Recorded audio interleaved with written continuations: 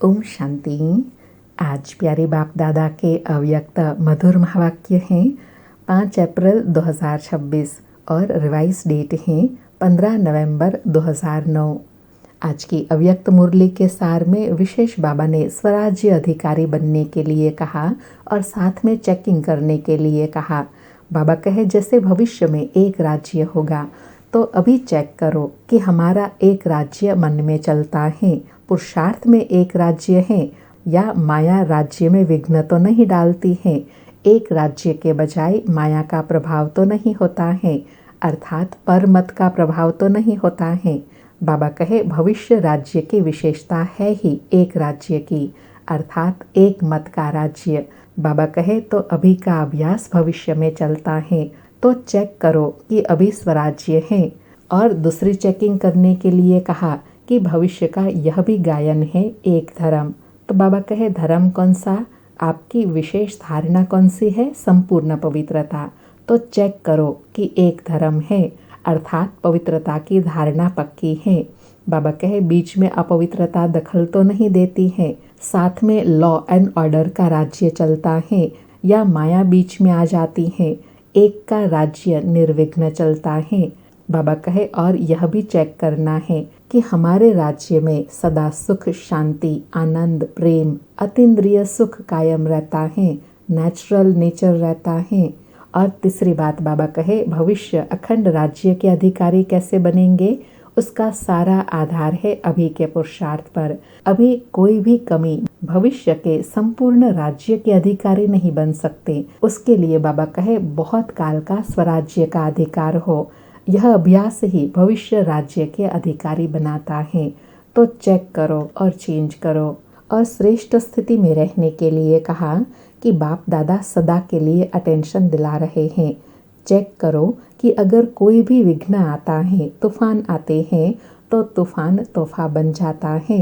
तूफान तूफान नहीं लेकिन तोहफा बन जाए। कोई भी माया का वार हो, वह वार नहीं लेकिन माया हार खा जाए।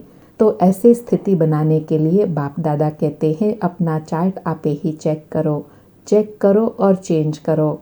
और साथ में बाबा कहे मन में कोई चिंता नहीं रखो, प्रभु चिंतन करो, सदा स्मृति रहे करन करावनहार बाप है, करा रहा है, मैं निमित्त हूँ। यह स्थिति से परिस्थिति भी परिवर्तन हो जाएंगी।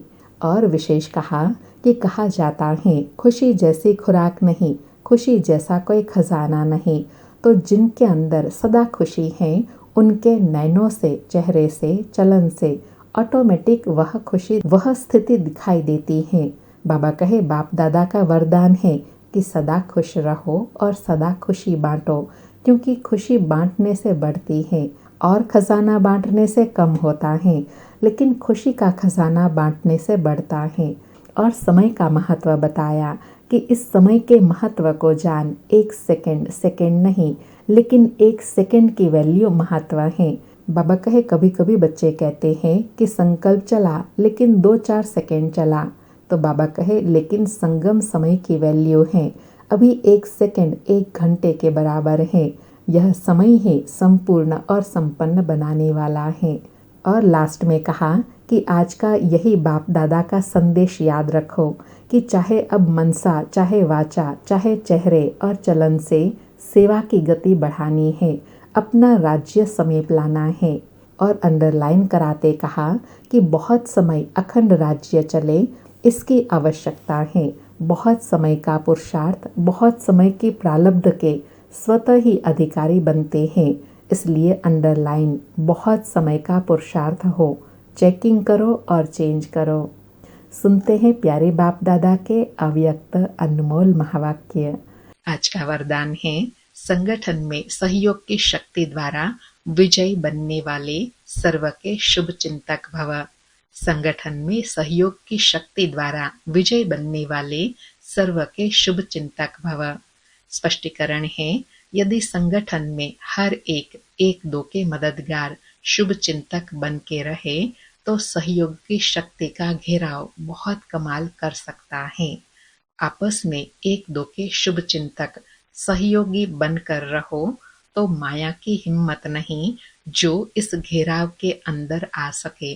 लेकिन संगठन में सहयोग की शक्ति तब आएगी जब यह दृढ़ संकल्प करेंगे कि चाहे कितनी भी बातें सहन करना पड़े, लेकिन सामना करके दिखाएंगे, विजयी बनकर दिखाएंगे।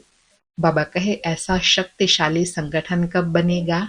जब शुभ चिंतन का घेराव डालेंगे, अर्थात दृढ़ संकल्प करेंगे कि चाहे कितनी भी माया के तूफान आए, कितना भी सहन करना पड़े, सामना करना पड़े, लेकिन हम विजय बनकर दिखाएंगे। इतना संकल्प में दृढ़ता होगी तो हर कार्य में विजय अनुभव करेंगे, बाबा की मदद का भी अनुभव करेंगे। आज का स्लोगन है, कोई भी इच्छा अच्छा बनने नहीं देंगी, इसलिए इच्छा मात्रम अविद्या बनो। आज के अव्यक्त इशारे हैं, महान बनने के लिए मधुरता और नम्रता का गुण धारण करो।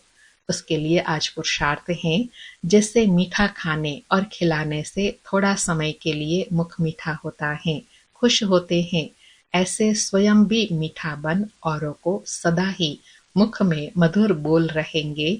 ऐसे मधुर बोल स्वयं को भी खुश करेंगे, दूसरे को भी खुश करेंगे।